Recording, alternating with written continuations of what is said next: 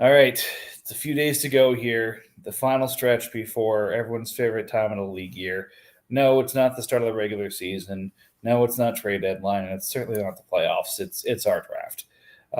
We'll be getting going, I think, on Saturday, since we haven't heard anything different from either of the commissions. But speaking of the commissions, we have our more social and more podcast supportive commissioner, Chris, from the Bengals here. We also have James from the Panthers, and we'll be talking about sort of takes from the draft, kind of how we feel things shook out, a couple opinions there, and then we'll go over some trades. Really just make sure everyone's squared away for the draft and just kind of go through some details before teams who it's the first time kind of get into it. So, gentlemen, thanks for joining. Yes, always, Mike. It's a good day. Sun's out. It's not dark yet when we're doing a pod. I've got my window open. It's finally warm enough up here in Fargo. So, yeah, I am pumped. I'm enjoying the last of the cooler weather down here in Banlist. It's too hot to have a window open. So, yeah. I'm in Connecticut and it's dark outside, so screw you both. Beautiful. Anyways, so we'll start talking about the draft. Definitely, I'd say not necessarily like surprises. Some surprises in round one in terms of who the teams were taking some of these players, but a lot out of the players I think we thought were going to go in the first round went in the first round, just in some slightly different orders and with some pretty wacky trades. I think it felt like there were like 8 to 10 trades in the first round, if I'm not mistaken.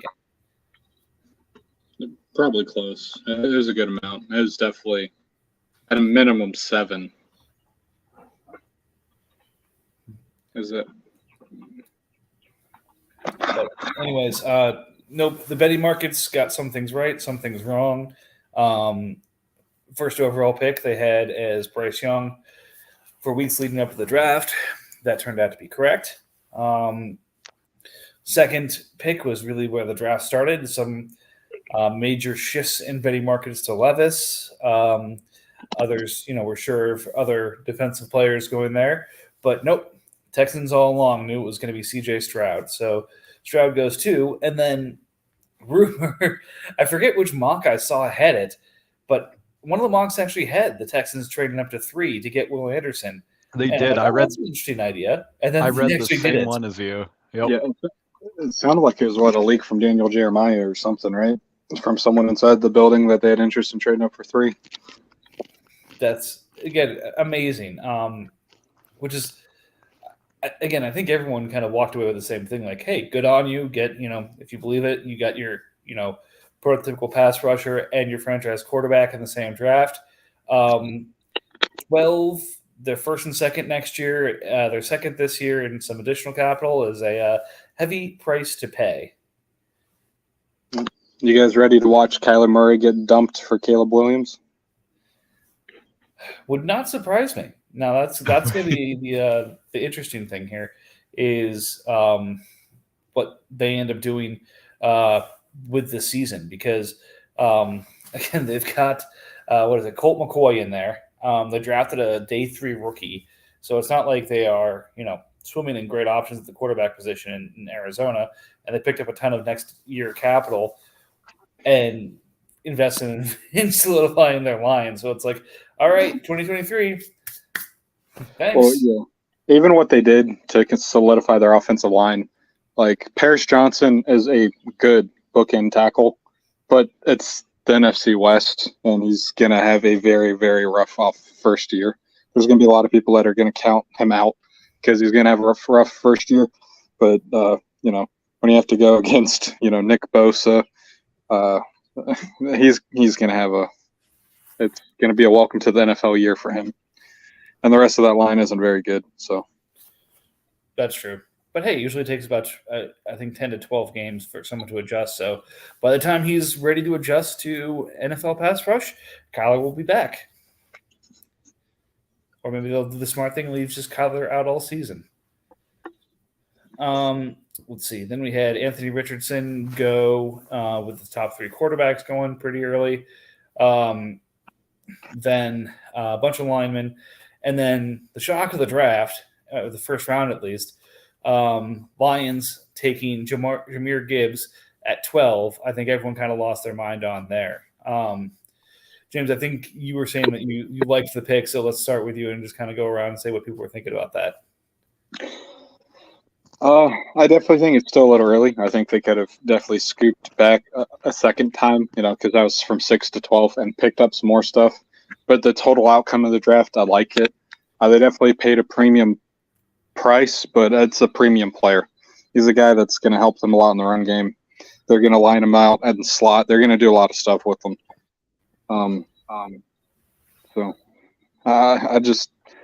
The overall issue with the Lions draft is essentially people valuing position over, actual players and how good players are, which to a degree matters, especially when you have a bad team. But when you break down the Lions roster, they didn't have a lot of massive needs that lined up with the draft strengths when they were on the clock. So they just took the players that they felt gave them the biggest significant advantage over their division rivals. No, and that's fair. Everyone's got a different philosophy. Some it's very positional focused. Some it's just give me the best player. Some you look at it and say, who? But yeah, Chris, what are you thinking? I would have, and I put in chat on draft night, I would have preferred Lions went cornerback at 12 and then grab Gibbs at 18.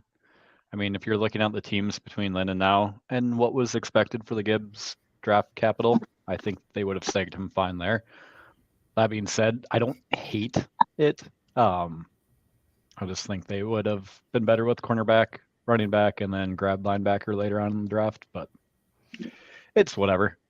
Well, something that we talked about slightly pre-pod too is just the value of fifth years on linebackers currently due to the high cost of the franchise tag on linebackers, due to the factor that linebackers in the NFL are all mixed in together with the pass rushers.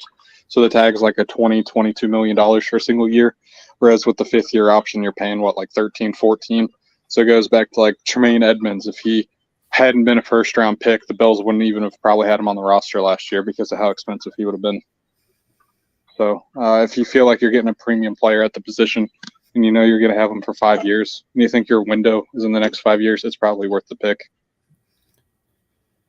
Yep. RJ, I saw you join a couple minutes ago. Welcome. What are your thoughts about the Lions taking Gibbs at 12? I think it was a fine pick. I like the landing spot. I don't really mind him going, was it 12, right? 12. Yep. Yeah, I don't really mind that. I mean, yes, I'll acknowledge that it was early, but I'd imagine he was in play for a couple other people in the teens. So I like it. It's great from fantasy perspective, right? Because now you've got a running back with high draft capital. Right. Puts him in his own tier at running back behind Bijan. The trade of Swift, which was expected early on after that pick, just solidified that, which I think is the rare occurrence where you take a high running back, the incumbent running back also benefits from it in the sense that they get to move to another great team that should be able to utilize them. I don't think you see that part of it play out quite so nicely as it has this year normally when you run into a scenario like this. Yep, I agree. And another just last note on that, when it does come to, positional values and everything, it seems like a lot of us, because of the fantasy asset that Bijan is and how good Bijan is, wants to just say, oh, no, the Falcons took Bijan. That was a good pick. The Falcons have they have a lot more holes than the Lions do. They have a lot less talent on that team, too, and they took Bijan. Whereas the Lions are a pretty well-rounded team. And the spots where they aren't well-rounded, they at least have people with enough potential that you want to let them get enough snaps to see what you have there. Whereas with the Falcons, they are going into the season with some not-so-good players that are pretty well known to be not-so-good players, and they still took Bijan. Right, and again, I think the thing there is, it's two different teams who looked at advanced analytics or advanced statistics and said, meh, I don't like that. To your point, the Bijan pick with the Falcons, he was the most linked to player, most scouted player, I think, by Atlanta there. But again, Algier was, I believe, 1,000-yard rusher last year, and they were 31st in pass attempts above expectation. So from a passing game perspective last year, they were already pretty run heavy and pass light. So you would think they should be going into this year with a functional running back at the position, filling other holes. It took Bijan because he's the big sexy name. Everyone's okay with it. But then 4 picks later, you take Gibbs. And again, to your point, same kind of statistical sort of anomaly on that. The thing that I saw that was interesting to me, and I'm not sure whether this is accurate or if this is just rumor, is the major driver for the sort of running back changeover that the Lions had, going from DeAndre Swift and Williams to Gibbs and Montgomery, was that they finished, I think, in the bottom 5 in terms of sort of yards generated by the running back. So I forget exactly how the stats broken down, but it's, I think it's yards before contact for a running back, and a high yards before contact indicates a very strong offensive line. And then it was the yards after contact that the Lions were pretty low in. So they felt, hey, we've got a good offensive line. They're opening holes the same, size and quality as the Eagles, but our running game is far, deficient compared to theirs. Let's go get a couple faster guys that are going to help improve our running game. But again, same idea. It's like, if that's the logic for going through and doing this, then I don't know. But stepping back, like you were saying, James, I love the class they had there. It's, we talk about where the players were picked, but, and I said this in the chat, I said this pre-pod, if you took the class they got, laid them out and said, you got these players, and you told me that before the draft, I would say that's an A grade draft. That's a great job. It's only becoming less than that for people because of the order they were picked in.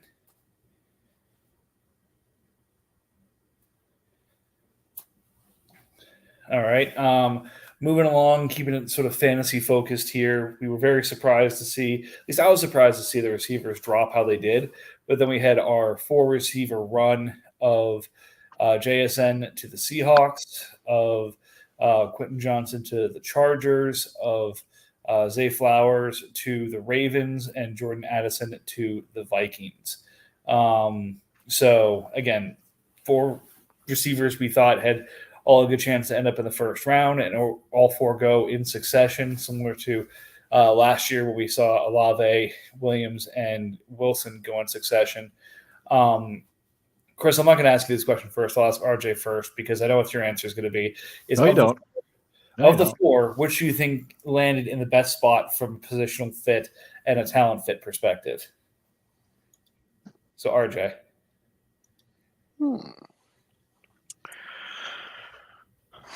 I would probably say who went to the Chargers?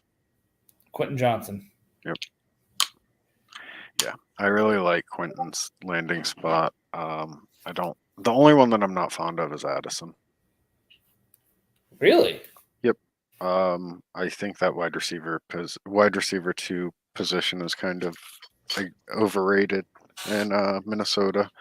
I think it was more of Thielen just being very, very capable, rather than being like some treasure trove of productivity, regardless of who it's going to be. Yeah, and I can't say I was overly fond of the player as a whole, but that landing spot, I think other places, I think other wide receivers probably would have seemed more appealing there. Interesting. All right, Chris, of the 4 receivers taken at the end of round 1, which did you feel had the best landing spot based off of skill and talent? Well, so it's a harder question than you make it seem for me. I think the position in Minnesota is better than RJ makes it out to be, but I'll get to that later. The best spot in talent, and this isn't who I have rated the highest of the 4, but the best fit that I think there is would be Flowers to the Ravens, for what they need. So I think that was the best fit for the pick. If I'm judging on talent, I think JSN at the Hawks is great long term, but I don't think the fit is great within the next year. I think, once again, Chargers is a great fit in the long term, but I hate the player of Johnston. That's the shades of previous wide receiver busts, of which the Vikings have been a part of in previous years. So I don't like that. I think Addison is never going to hit what people hoped he would hit, with JJ being the main receiver. But I also think he's going to benefit from Justin Jefferson always being bracket coveraged and doubled on every play. So I think Addison's probably got the best floor, but I think Flowers has the best fit within that offense and with their new coordinator that they have. Interesting. Bill, welcome to the pod. We're talking about the 4 first-round receivers. RJ and Chris have given who they thought their best fit was. Who do you think was the worst sort of landing spot for how they play the game and what they do well of those 4? I mean, immediately it's Quentin Johnston for me. I don't like him, like generally speaking. I don't know if this is going to be a situation where he takes away Josh Palmer's snaps, or if Josh Palmer plays over him. I don't know. It just doesn't seem like it makes sense. But if they're going to go for more deep balls, I guess he becomes the boomer bust, like, best option for best ball purposes. But like for this year, I really don't like JSN landing in Seattle. Like, I really don't like it. I need Tyler Lockett to go away before I like that, and that won't be until next year.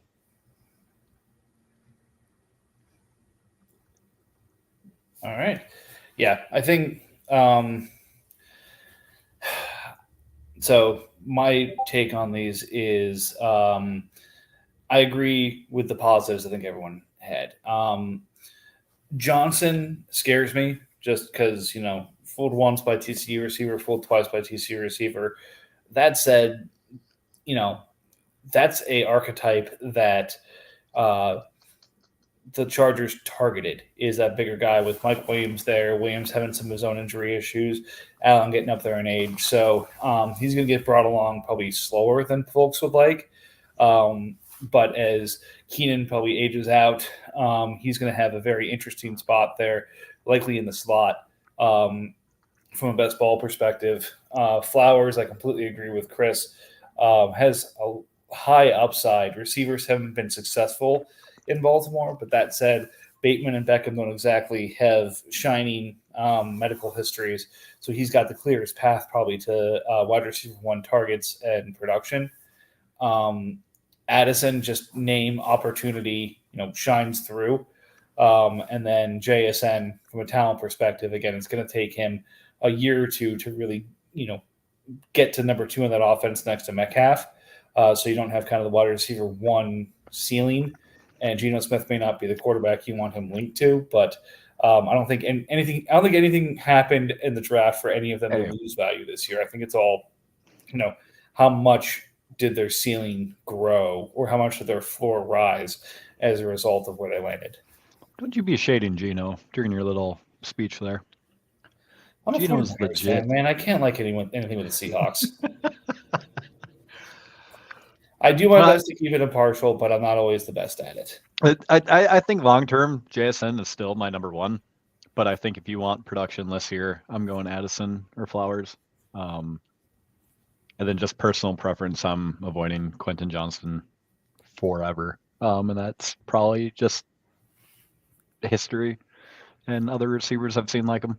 But we'll see if I'm wrong on that. All right, good enough. So just kind of general draft question here. Has anyone else ever seen anything like what the Eagles are doing with the Georgia defense? Oh my God. I was trying to think if there's ever a team like match there. And I know a lot of teams have been linked to like Bama, for example, but I couldn't think of like this guy's going in the draft. He's probably going to end up on this team because he came from this school. Like, again, Georgia was the number 1 defense in the country last year. I can't say this is a bad idea, but that said, I don't remember anything like this where it's been just like you've got a playmaker on your defense, I'm going to take him. Yeah. I have no idea. I can't think of anything, but it really does like amaze me how they ended up with both. Like, I can't believe everybody knew they were trying to trade up for Carter. Why you would let them do it, I don't know. It boggles my mind. Well, again, it's a position that I felt that the Bears needed too. So it's kind of like, okay, yeah, a tackle's a good idea, and I guess if you have them even on your board, Skoronski and was it Skoronski? No, I'm thinking of someone else. And Carter. Then yeah, take a little bit more draft capital and get the guy at the lower pick. But Carter could have been a really disruptive force for the Bears. So I was surprised to see him get passed over. But yeah, Carter at 9, Smith at 30. Obviously, Davis and Dean last year, and I think they took a corner on day 3 from Georgia as well. That was to the point where a buddy of mine's an Eagle fan. I think the Niners took one of the worst, less talented, we'll call them, Georgia Bulldog defenders in the 6th round, saying, "Hey, look, we got one too. You missed one." So it makes me angry from a real life perspective because I feel like the Eagles absolutely crushed the draft. And the fact that they were able to get the talent where they got it and they paired the players within the same team, which, to your point, I haven't seen before, grabbing guys of the same university, makes me upset. Because I think they were a great team coming in, and I feel like they've gotten a lot richer after this draft. Both with their picks and then with the trade for Swift. Like, I'm upset as a fan of the Vikings in the NFC. Like, The Swift deal makes me furious. How did they not get a better offer than that from anyone else? Like, nobody else gave them that or better. Like, that doesn't make any sense to me. Because nobody wants to pay for running backs. Yeah, Swift hasn't been that good. Like, we're still attached to the name value and what his potential is, but like in reality, he's not been that good. He's not been healthy. He gave a 4th, 5th. Yeah, he hasn't been.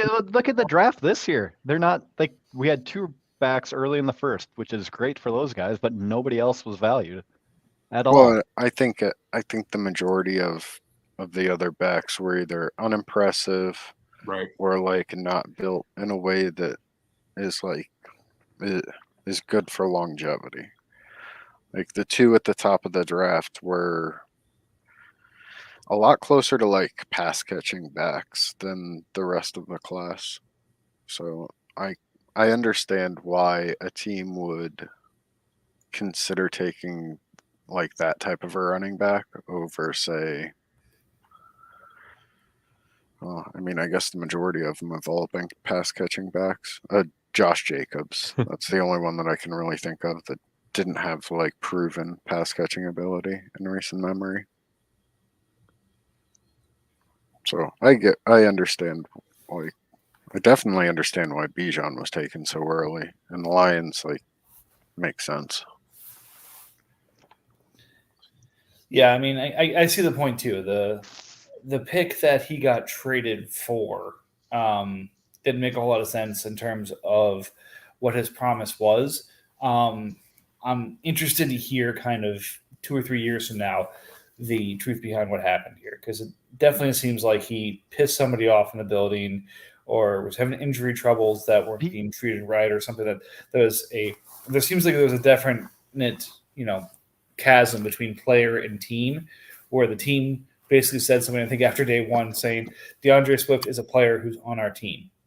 Like, if that's how you're referring to a member of your team, that player is not going to be on the team long. So when that's a communication and you just sent a 1st round pick on Gibbs, I'm not shocked they didn't get better because they lost all their leverage. I mean, I wouldn't have been shocked if Bijan had fallen and the Ravens took him in place of Dobbins. Dobbins. I mean, it's the same type of thing. Like in fantasy, we tend to prop guys up longer than they might be at an NFL organization because of the potential and the name value. But if you're not staying healthy and you can't perform, you're going to get shown the door. So I don't see the trade and the value that they got for Swift as that shocking based on where you could pick running backs in this year's draft, keep them on a cheap rookie contract, and potentially get the same thing out of guys here. Like Swift, from a real life perspective, has not been that special. All right. Moving down into the second round, a couple players that fell out of day one really flew off the board fast and furious here, including Chris's favorite quarterback, Will Levis, the future 101 of our league. Nope. I don't know. That's what the mock draft said. Michael Mayer, the tight ends flying off the board. Michael Mayer, Luke Musgrave, and Sam Laporta all coming off pretty early on. Jonathan Mingo to the Panthers. People were fast and furious. Whose stock do you think took a bigger hit with the Zach Charbonnet draft? Ken Walker or Charbonnet's? Charbonnet.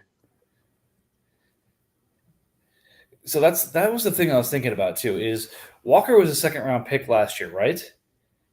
Yeah, Was he picked in this range or around this pick, basically exactly? I think he was an early 2. I'd have to go look. But yeah, I mean, I haven't heard it specifically about it. I've seen like people talking about how whenever the Seahawks called Charbonnet, they referenced specifically special teams usage.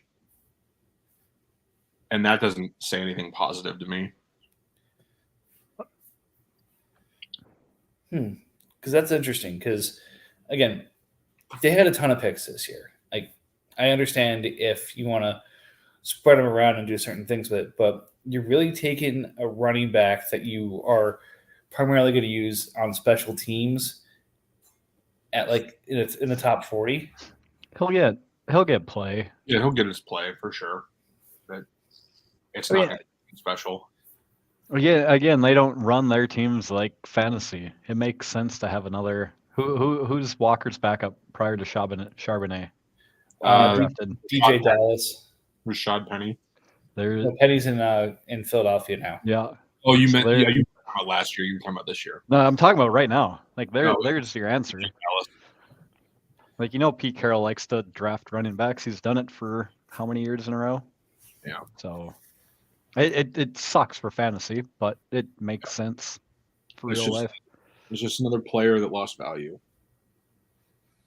because he went to the wrong team. Yeah, that's fair. All right. Kind of not to gloss over the rest of the draft, but was there another value pick that you guys kind of saw and said, hey, that player landed on that team, and I really love that sort of combination, or something that really stood out to you as you're watching the draft, observation-wise, just you want to share? So I've liked Marvin Mims for a bit now in my Devy leagues. So I was happy to see him sneak into the second, even though he went to the Broncos. Again, might not be an immediate value return on him, but I do like the spot for him. Kendre Miller was someone that was like, when I immediately thought about it, I was like, oh, that's awesome.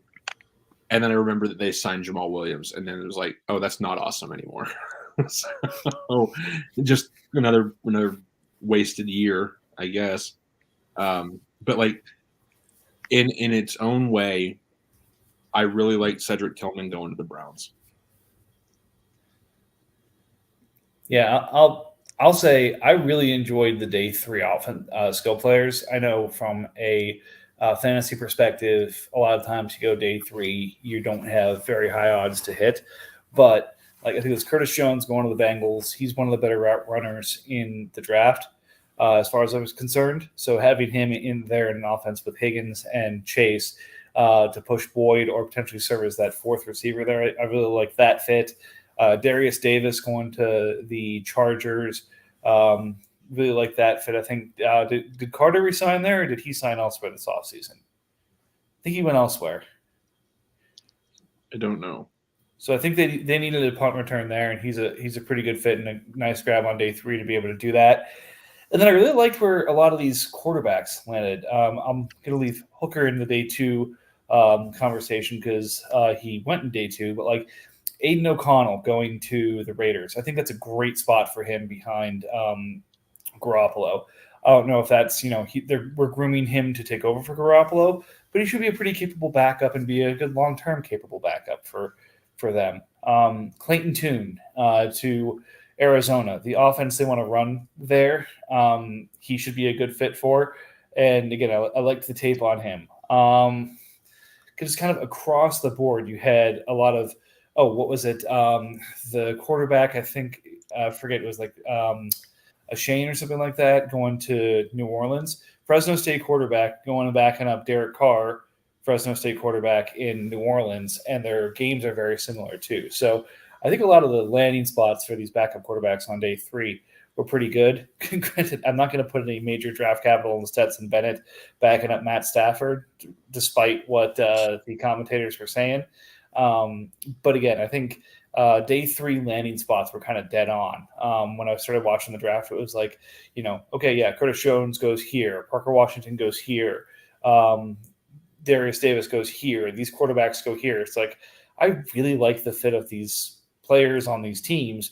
And I think as a result, we're going to see some really interesting 3rd and 4th round picks in our league of some of these guys really pan out, and some teams get some really good values.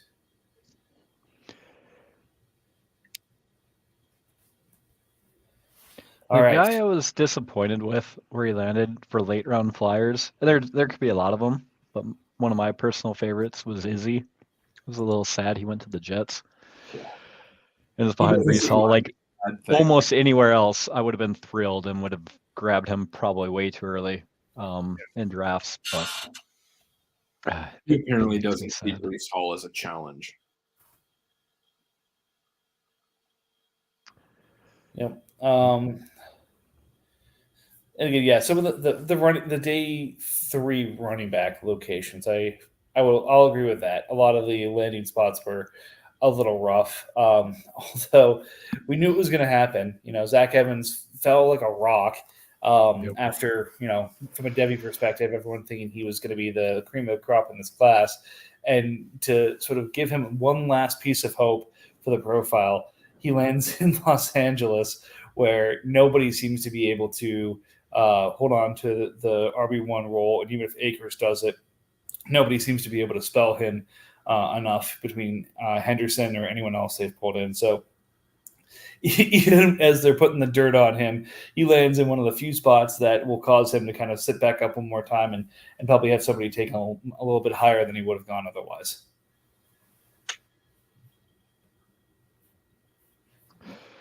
All right. So quick review, look forward here. Obviously, some of the big names that were shared for the 24 draft. Bill's ready to go acquire a first-round pick so he can get his boy Kool-Aid. I mean, tell me you don't want him. I was thinking, I think the coldest went to LSU, or is going to LSU, right? Yeah. Right.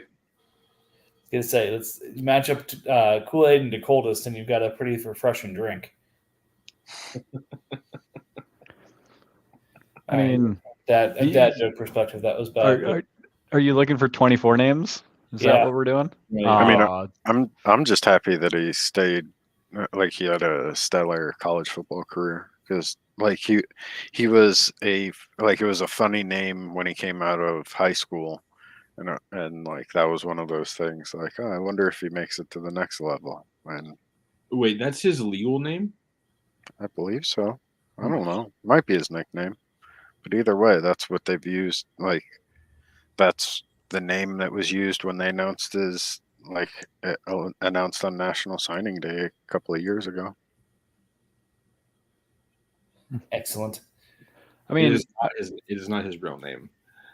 His real name is JaQuincy. It's a quality name. I would go with Kool-Aid too. Kool-Aid. I mean, if you're already looking at next year, Mike, I mean, it's obviously going to be Caleb Williams at the top. Marvin Harrison Jr. is going to be the Eagles guy. Drake May, Raheem Sanders, and Tre'Von Henderson would be my top 5. Yeah. What? Travion Henderson's finally coming out? Well, supposedly. He's finally allowed to come out now, I think. So, yeah, it should be fun. Again, I'm up to my ears trying to learn this draft class in Shedeur anticipation of Sanders might Saturday. come out next year too. Sorry, what was that? Shedeur Sanders. We might get Dion's kid. He plays quarterback, right? Yeah, it is a quarterback. Yeah. All right. Well, good coverage of the NFL, guys. Appreciate going through that. So, kind of looking forward to our draft starting this Saturday. Sounds like a couple teams may be out of pocket, so we might get off to a bit of a slow start. But again, for those who it's their first time going through this, I'll hit a couple of points, and then Chris, if you want to fill in some gaps. It's a 12-hour clock, slow draft. Clock stops between 1 and 5 in the morning Eastern time. When you're ready to make your pick, jump on, go to the draft tab, and draft your player. You have to have the room available on your roster to draft the player. If you go on the clock and decide you do not want to draft the player, but you are on the clock, you will be given a cap hit and a fake player in line with the value of that player. Again, that may be a little confusing the way I described it, so Chris may need to fill in the gap on that one.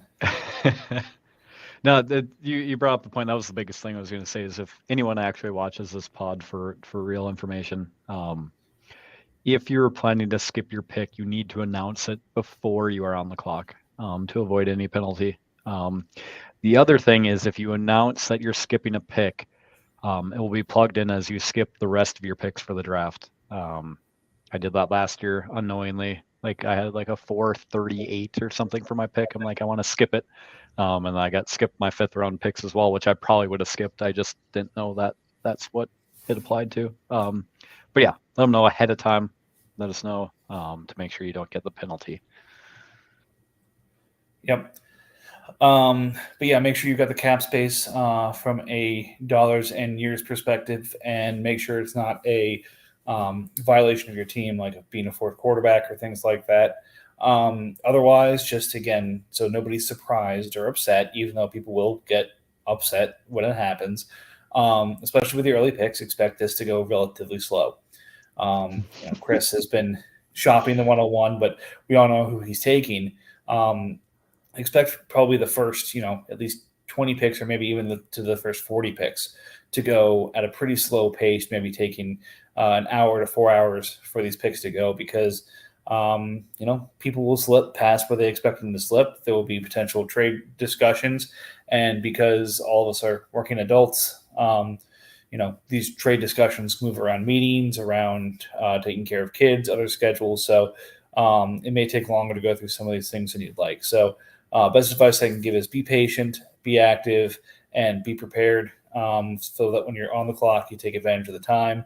And as you're coming up to your pick, understanding kind of what you want to do with it, or to Chris's point, if you are going to skip it, making sure you announce it in time so the commissioners can skip the pick and keep the draft moving. Bill, RJ, anything else I missed?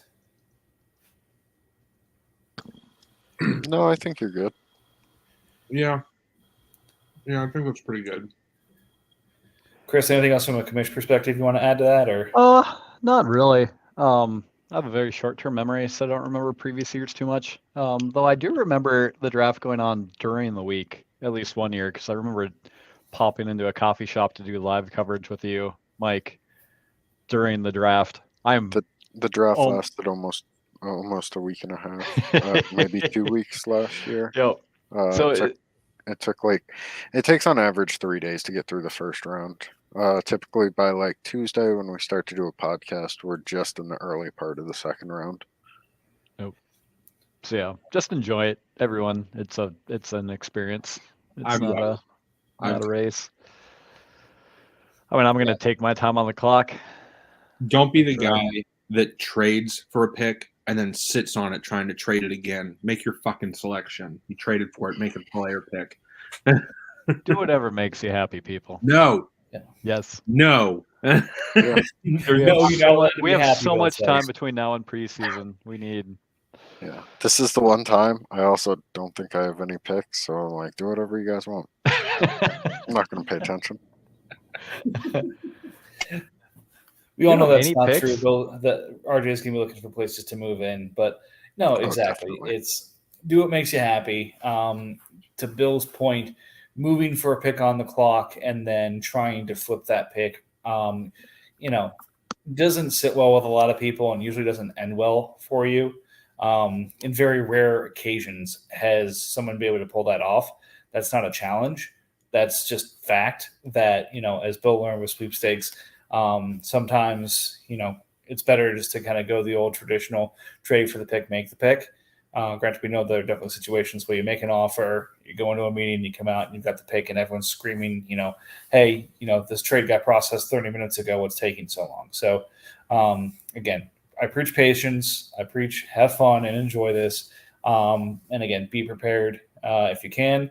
If not, make sure you take your time to get prepared because these have some pretty big implications for what teams are going to be good and not so good in the coming years.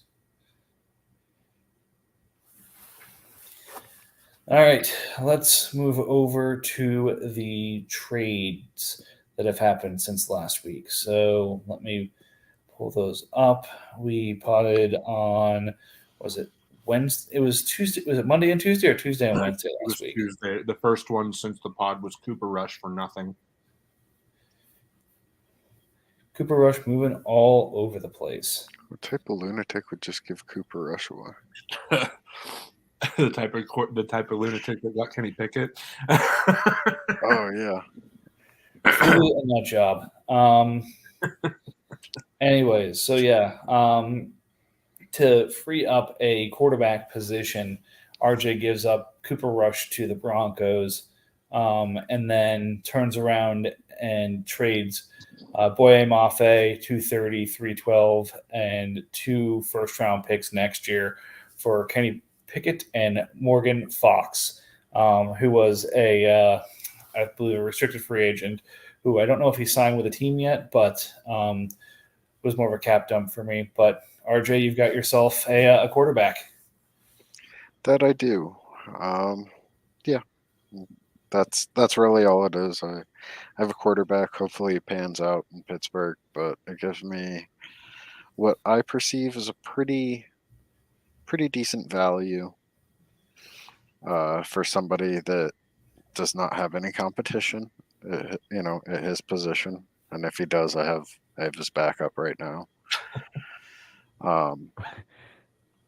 But yeah, young quarterback that hopefully he does well, and if not, then I get a couple of shots at one next year. I mean, it's a nice building block. You got Pickett and you got Dotson.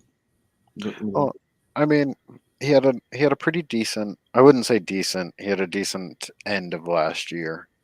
He'll have another season to show what he's worth, and then I think that's enough for me to know what I have in a quarterback, and then I can decide from there if I want to take one next draft. But it's a lot easier than trading for a high pick this year and only getting 1 year of getting to watch him. So it's just felt a little bit better than trading for a high end pick. Yep. And again, didn't really compromise any of those more perceived high-end firsts. Didn't skip over it, but also another trade in between those two, just from a processing order. Bears giving up Deontay Johnson to me for Wan'Dale Robinson and 319. I prefer Deontay to Wan'Dale by more than a third, so this was a snap accept for me. But again, Deontay had a pretty tough year, and that's getting kind of crowded in Pittsburgh. But again, Wan'Dale is a lot cheaper, and in the couple of games he did play last year, showed pretty well for the Giants. And there's still no clear wide receiver one there, so there's the opportunity for him to step up and be that guy.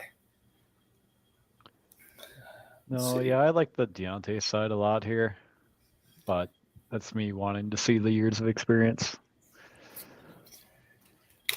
For the time being, I like the Deontay side of it, but I can see Wandale being productive in New York.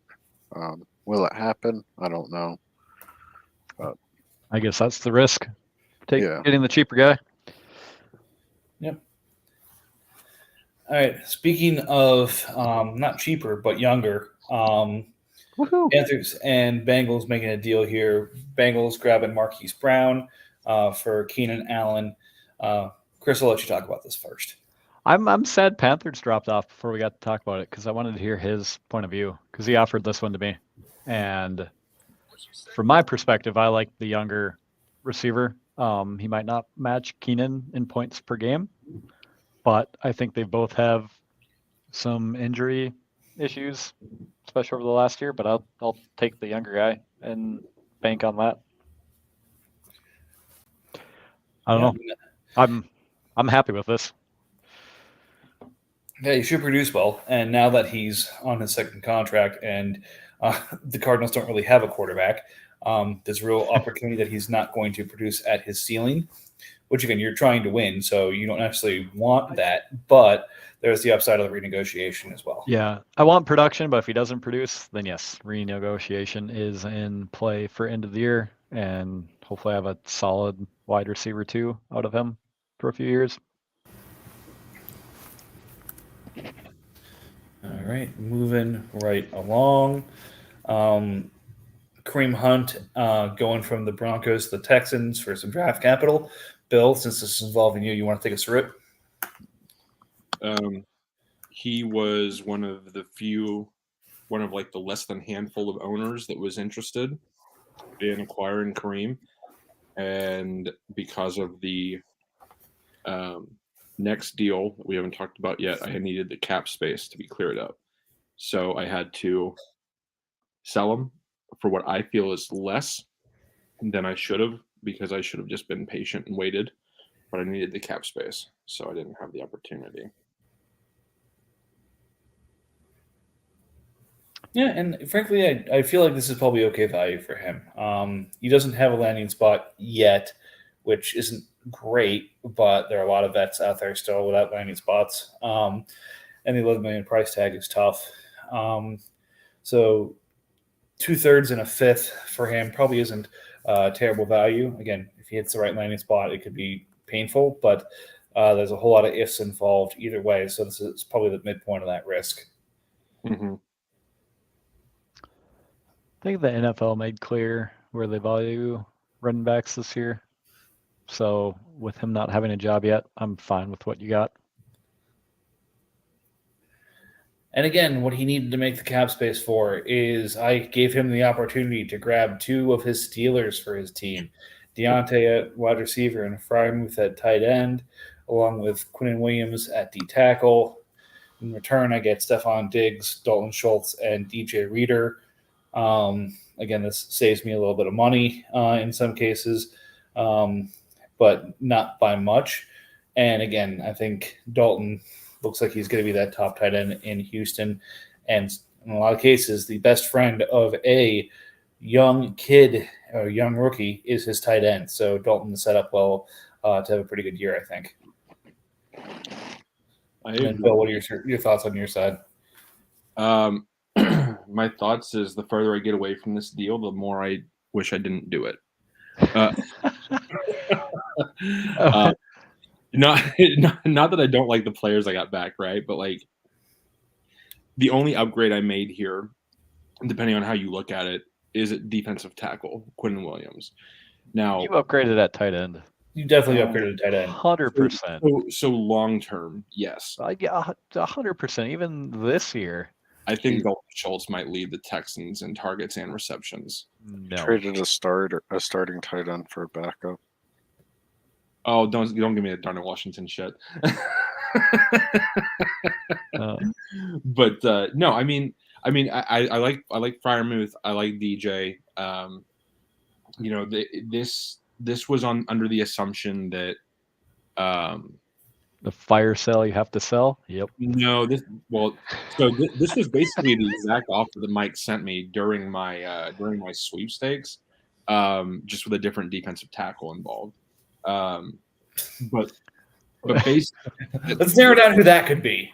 Yeah.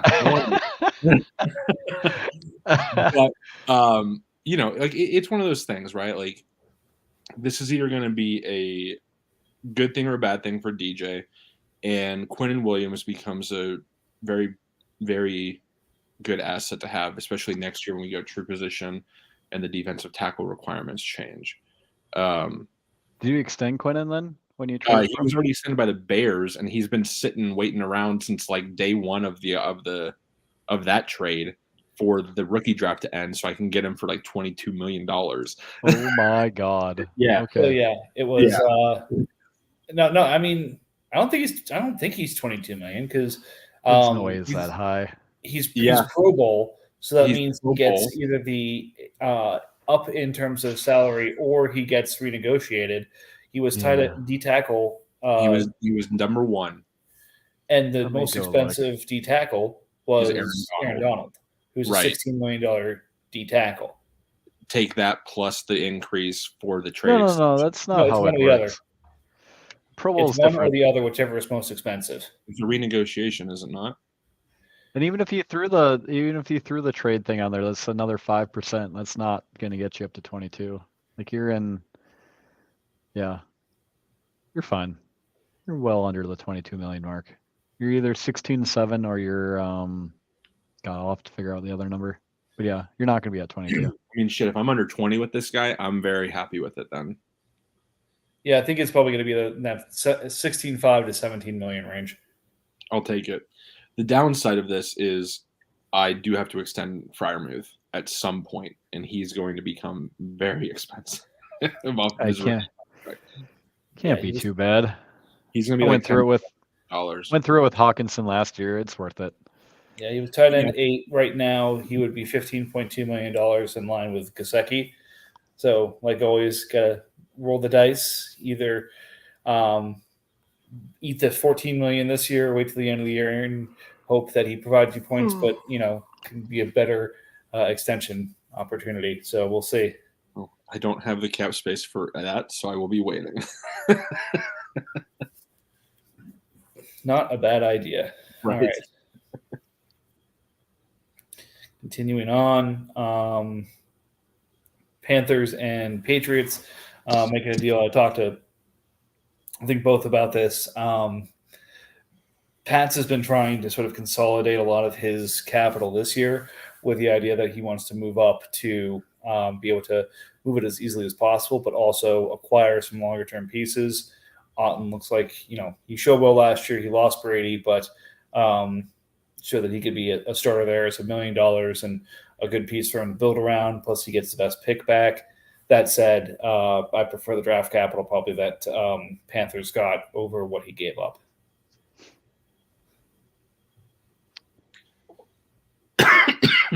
Sorry. Yeah, this was an interesting one. I don't see like the value here for Panthers, but this is just like multiple stabs at this class. But I'd rather have Cade Otton, I think. Yeah, I like Cade Otton. I think it's fair. I would take the side that Patriots got if I had to choose one. But I think it's close. Yeah. Like I don't dislike either. No, I mean that's the thing. It's in a lot of these in these deals they happen because both sides got what they wanted. So Panthers not done going in. I don't know. Saints, his dad, his friend, his cousin. It's his son at this point. Oh, it's a little 2-year-old clicking on the laptop. Chenault, Xavier Woods, and 336 for Trayvon, Darnell Savage, and 323.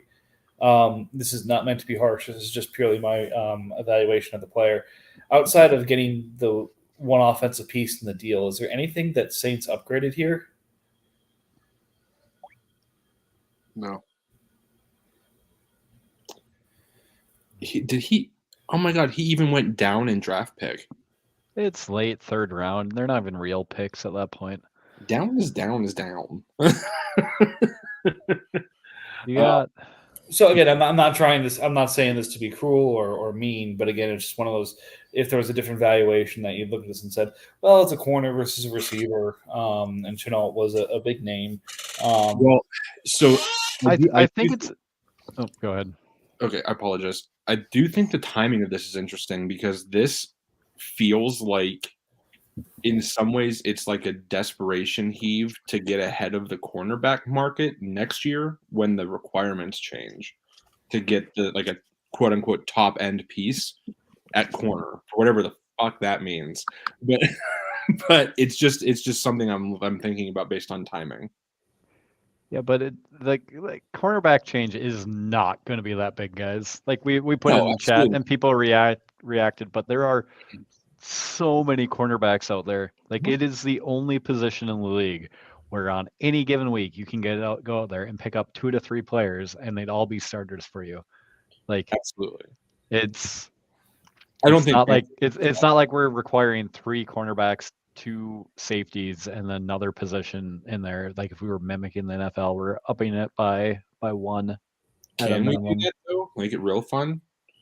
No, I mean there's a. We had a lot of this, so this is way sidetracking on the positional stuff. Like we had a lot of discussion over how close we want to mimic the NFL because right now the requirements in this league don't match any of the defenses NFL teams actually run the majority of the time currently. But that being said, it's not going to be fun if a team has to run 2 safeties, 3 cornerbacks, and playing a dime defense in this fantasy league. That's not what we want to do. So the changes were to try to make it match a little closer, but also try to balance out some of the positional value in the sense that cornerbacks are currently worthless and inside linebackers were set to become absolutely astronomically expensive and rare based on the positions there. So that's just a little bit of background around that. We also made it more flexible in general. We added flex spots across the board to let you run a wider variety of defenses in here. Yep. All right, and last trade of this time period, Pats and I making a bigger deal. I moved Dobbs, the 108, and then a lot of capital next year. The Commanders first and Cardinals first next year. The Commanders third and the Chiefs third next year. So again, Pats moves up in the first round, grabs Dobbs as a cheap depth piece that shouldn't score too many points, but likely can help him once he's back. And I pick up a bunch of picks in the top 40. Huh. I processed this one and I didn't give it much thought at the time when I pushed it through, and I still haven't given it a lot of thought.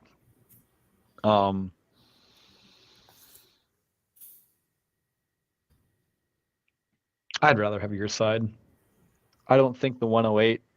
I don't think there is a massive difference between 108 and 114 in talent. We talked about this quite a few pods ago. It's been a while since I've been on, but there's a tier break for me after 106 or 107.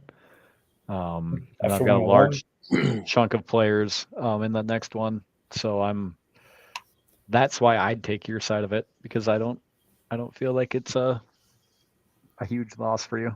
It's interesting that you gave up more than he did,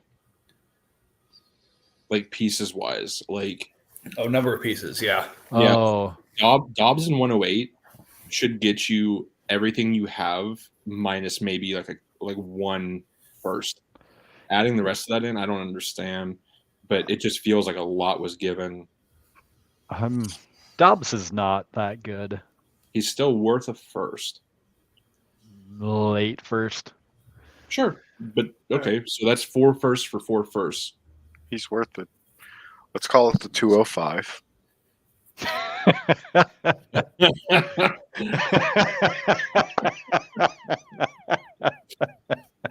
I mean, no, that's how I thought of it. I aligned Dobbs to 205. Yeah. So 108 should get you 114 and I don't know, 118 maybe. Probably not. I mean, no. when I moved back, I got like I think it was it was like a 205 and like the 116 when I moved off the 109. So best case, I'm getting 114. So the way I broke it down, best case, I'm getting the 114 and 131 for the 108. Mm-hmm. Dobbs, I'm saying, is the 205, and that means I move 2 firsts and 2/3 next year for 118 and 127. Seems fine. Yeah. Like I drop the thirds off when I try to calculate what's happening here because I don't find future thirds to be moving the needle at all. So in that sense, yeah, I'd want your side of this trade. Again, and I think there's plenty of people who are acting like Bill that it's Dobbs is even though Green Bay finally invested in a ton of receiving threats in the draft, Dobbs is still an established part of that offense. So even with Love taking over, he's got a role and is cheap. So frankly, he may be worth a late first. In that case, the math changes on this. But it seemed to fit what Pats was trying to do. It fit what I was trying to do. So we made it happen. Everybody likes their end. That's all that matters. All right. Well, Giants joined just in time for us to wrap up the podcast and get to the post pod. Yeah, I need to run, guys. All right. Enjoy your work, Chris. Thanks for joining us. And those who listen, appreciate you signing on. We're going to keep it to an hour this week. As mentioned, next week we'll start doing some more marathon pods to go through the results of the draft. We'll usually wait till we get to the beginning of the second round and kind of go round by round. But much like the NFL zooms through their coverage of the draft as they get deeper into it, we will do the same. So with that being said, thanks for listening.